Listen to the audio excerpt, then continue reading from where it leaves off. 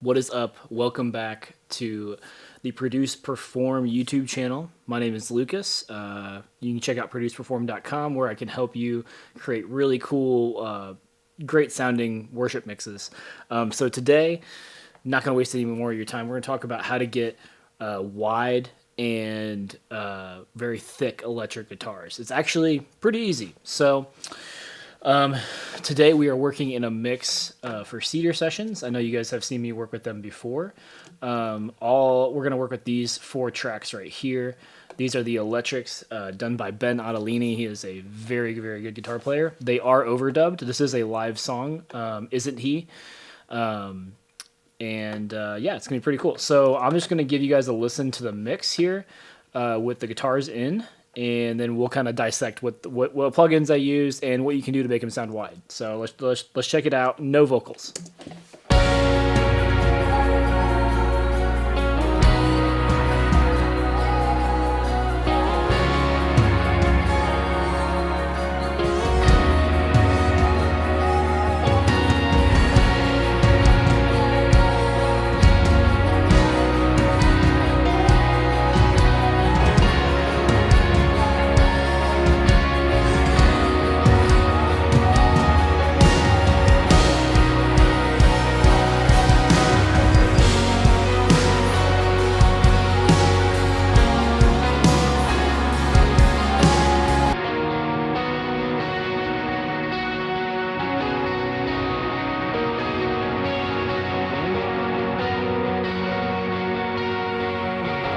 Cool. So they sound incredible. Luckily, with how Ben EQs and has his guitar tone, I don't have to do very much to them when it comes to EQ. So, all right. So let's take all these plugins. I'm going to solo this and just show you kind of the full change, and then we'll go dive back in, and then we can kind of I can show you step by step what I did to create the sound of them. Just fitting in the mix better and making them sound wide. So this is the guitars without the plugins on them.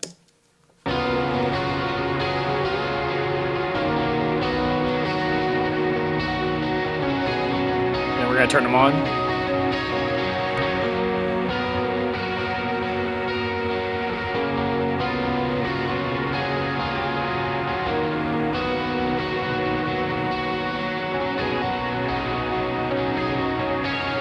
So just so much wider, almost like deeper into the mix, and I'll kind of explain how I did that as well. So first things first, let's turn all these off. I have a SSL 4KE. I'm using the actual SSL company 4KE, which is pretty cool. This is hardly doing anything. So we're doing like a tiny little boost at 8K. We're doing a tiny little boost at 1.7, a little bit of a cut at about 500, and a little bit of a boost at 138. And then we are low passing down to 10.5 kilohertz and low passing up to 88. Depending on the guitar, I will go up to like 150. It also depends on how dense the mix is. Sometimes you'll want to really cut out more low end to leave room for bass synths, bass guitar, or just any keys or anything like that. So, but generally, like I said, I hardly did an EQ because Ben's guitars sound so good. And I believe I'm not doing any compression, even though that's instantiated. So let's just give this a listen real quick.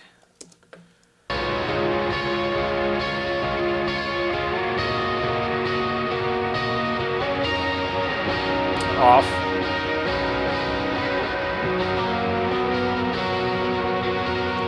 Yeah, so it's really hardly anything. It doesn't need to be much with his guitars because they sound so good.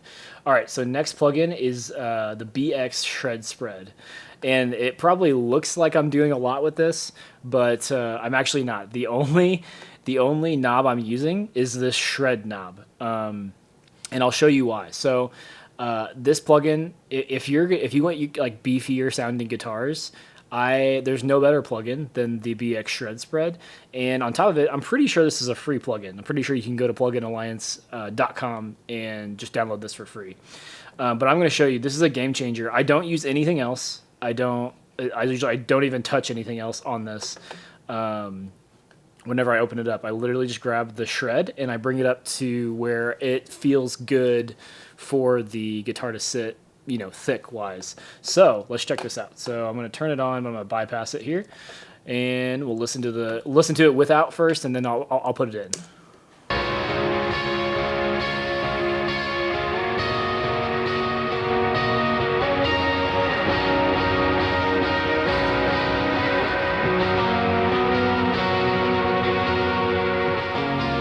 Look how weak they sound.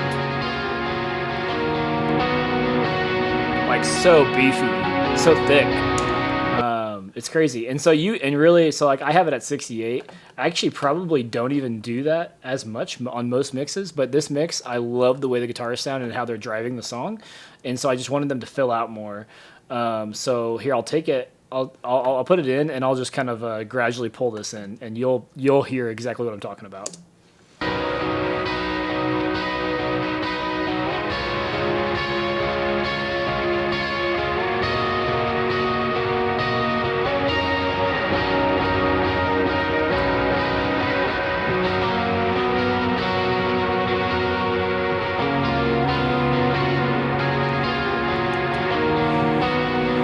Like it's such a game changer. And then next we have up some compression. Always like to compress my guitars because you can see in the waveform whenever he's plucking and then letting a note ring out. We want to keep it as consistent as possible. And so I just use the Klangheim compressor. I'm pretty sure this one's free as well. I leave it on slow. For worship guitars, I don't necessarily need them to bite very hard, so I don't do any fast compression. So let's pull it back here, and then we'll put it in.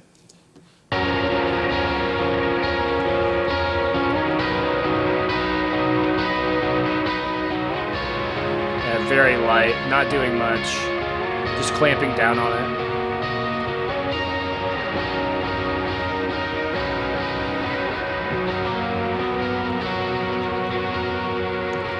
I probably could compress them more, but after I put that on, I don't even know if I really looked at how close it was. I didn't even put any makeup gain on it. Like I just threw it on there. It sounded great, and then I moved on.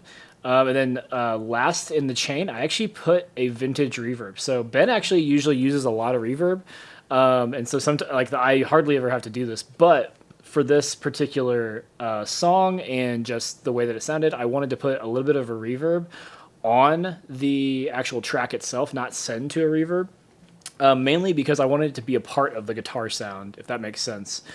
So this is pretty basic, 15%, not even a second of decay time, 0.76 seconds of decay time. So it's pretty subtle, but it kind of pushes it back in the mix, but doesn't take it away, So here we'll play it with it off, and then I'll turn it on, show you.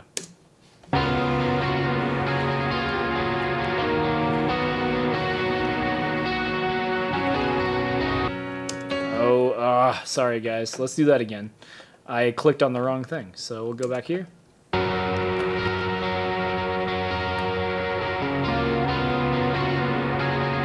right, turn the reverb on.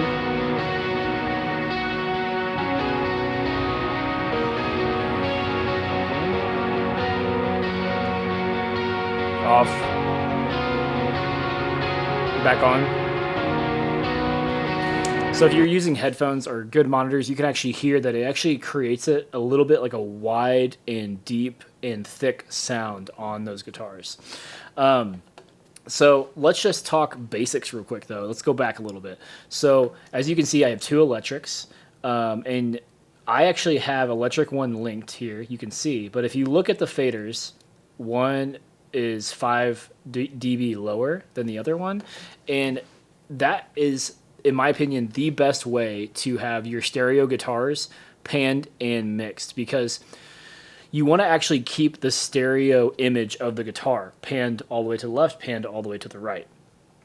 But if you really want to have like a good separation when you have two electrics like that, you actually want to, instead of like pulling this over, you want to keep that stereo spread of the reverb and the delay. Instead, bring this fader down. So again, it keeps the stereo image, but it just brings that down, and then it gives you the perception of that this guitar is actually panned left more. And then same with this guitar is actually panned right more. But in perspective, it's actually the stereo image is still intact, which is what really matters with those guitars. And in my opinion, it creates a much wider sounding guitar. Yeah, it just sounds awesome. So if you, even after you do all these things, if your guitars still are not wide enough, as wide as you want them to be, totally fine. There's a couple plugins you can use. Ozone Imager 2, which is a very free plugin that you can go on Isotope's website and get, is a great stereo image spreader. So it's very simple. You only get a couple of controls here. And so I'm just gonna put this on where it is, and I'm just gonna push it up so we can check it out. So right now it's not doing anything, but then when I push it up, it's pretty wide. It's like too wide. Let me take it off. And it sounds great. It sounds great. And then this stereoized knob, I wouldn't mess with it. I don't even know if you can, actually. Oh, yeah, you can. Okay, cool. I wouldn't mess with it, though. That 6 milliseconds is great. And you can use this to add stereo width if you want to. And it's a free plugin, so why not? The only other plugin that I use is the SSL Fusion Stereo Image, which, in my opinion, is better. If you can afford it, if you can pay for it, they have it in their subscription, I think. It's just how I have it. It is a very, very cool plugin, and this width and space knob, it just, I don't know, it just sounds better to me. But here, I will show you. So we're going to boost this width knob. It's so wide. We'll boost the space.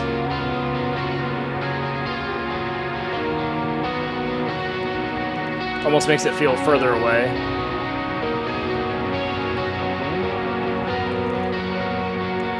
But yeah, and then you can get your guitars to sit in the mix, kind of like this.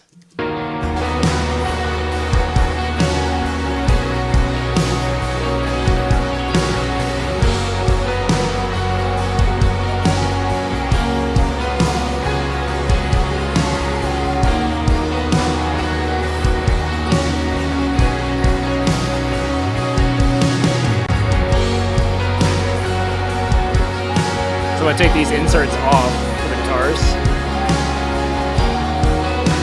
You kind of lose the guitars a little bit. I turn it back on. There it is, really wide.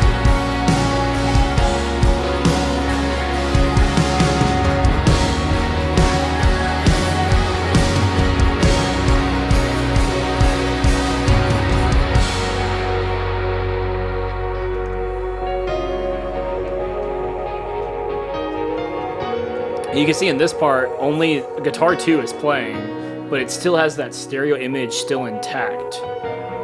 But it still feels wide even though there's one guitar playing. You don't actually lose that stereo image, which is why you, instead of having a stereo channel and panning one way or the other, I would always recommend having 2 mono channels where you can pan them wide and then adjust the fader level. It's a game changer. And that's pretty much it. That's how you make guitars sound super wide, and it's awesome. So if there's any other videos you guys want me to do, please comment down below. If there's another plugin that you use to get really stereo wideness, comment down below and let me know, because I love to try new plugins. I'm only here to make mixes better, right? Make productions better. So and then before you guys go, I have a gift for you. I have this 5-part framework for doing professional sounding live recordings. It starts all the way from pre-production all the way to release. It's a PDF, super easy to read. Just grab it in the link below or in the first comment, and it's just my free gift to you. I would absolutely love for you to read that and then get back to me on what kind of value that you got out of it. And yeah, that's it. I'll see you guys on the next video.